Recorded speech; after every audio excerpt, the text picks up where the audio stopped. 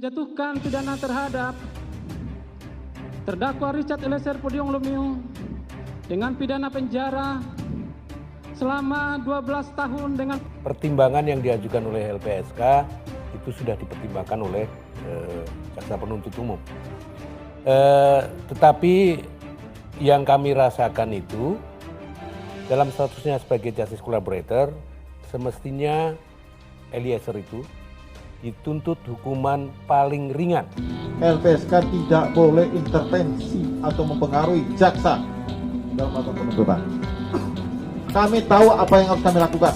Ya itu tadi saya sampaikan, saya menghargai upaya kejaksaan untuk memberikan kerekaan hanya untuk melindungi saksi dan korban. Oke.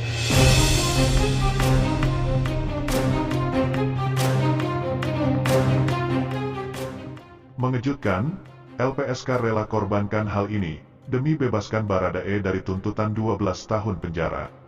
Wakil Ketua Lembaga Perlindungan Saksi Korban, LPSK, Edion Partogi menanggapi pernyataan Jaksa Agung Muda Tindak Pidana Umum, Jampidum, Fadil Zumhana yang menyebut Richard Eliezer tak bisa jadi seorang justice kolaborator.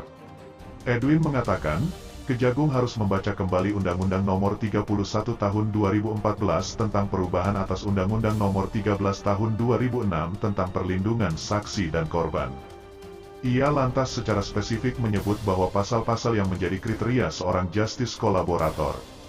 Baca saja pasal 28 ayat 2 huruf A, lalu, lihat, juga pasal 5 ayat 2 dan penjelasannya, ujar Edwin melalui pesan singkat, Kamis, tanggal 19 Januari tahun 2023. Dalam pasal 28 ayat 2 huruf A UU Perlindungan Saksi Korban dijelaskan bahwa perlindungan LPSK terhadap saksi pelaku diberikan dengan syarat tindak pidana yang akan diungkap merupakan tindak pidana dalam kasus tertentu sesuai dengan keputusan LPSK sebagaimana dimaksud dalam pasal 5 ayat 2.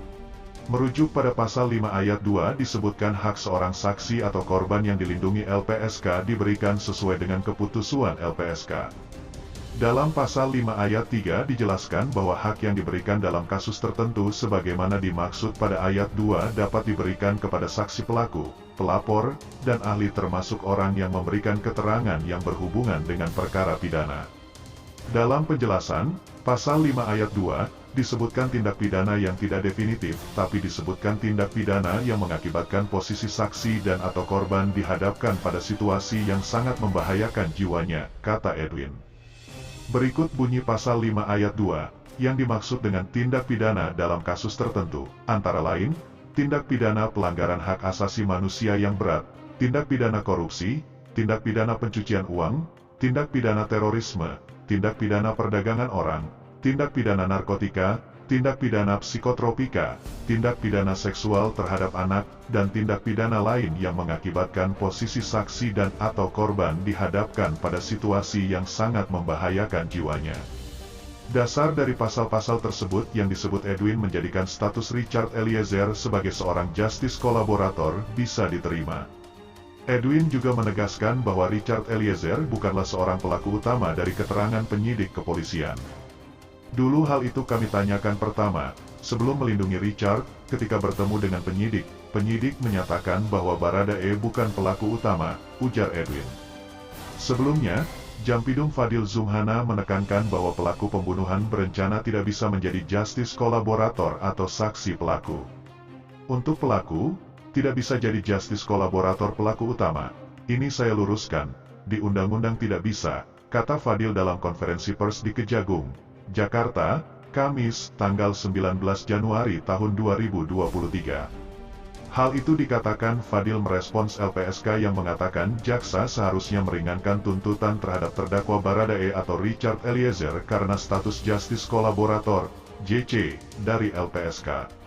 Pada kesempatan itu, Kepala Pusat Penerangan Hukum, Kapus Penkum, Kejaksaan Agung, Kejagung, Ketut Sumedana juga mengatakan hal serupa.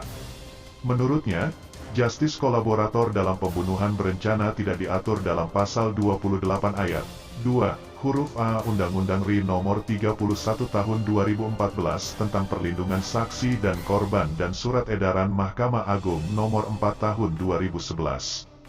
Ia mengatakan, tindak pidana tertentu yang diatur terkait justice kolaborator, antara lain tindak pidana korupsi, terorisme, tindak pidana narkotika, tindak pidana pencucian uang, perdagangan orang, maupun tindak pidana lainnya yang bersifat terorganisasi. Beliau, Baradae, adalah sebagai pelaku utama sehingga tidak dapat dipertimbangkan juga sebagai yang harus mendapatkan JC. Itu juga sudah sesuai dengan nomor 4 tahun 2011 dan UU Perlindungan Saksi dan Korban, kata Ketut. Sebelumnya, Jaksa Penuntut Umum, JPU, dari Kejaksaan Negeri, Kejari, Jakarta Selatan menuntut Richard Eliezer Pudihang Lumiu alias Baradae dihukum selama 12 tahun penjara. Barada Eliezer dituntut 12 tahun penjara karena dinilai jaksa terbukti secara sah dan meyakinkan bersalah melakukan pembunuhan berencana terhadap Brigadir J. Bagaimana menurut kalian?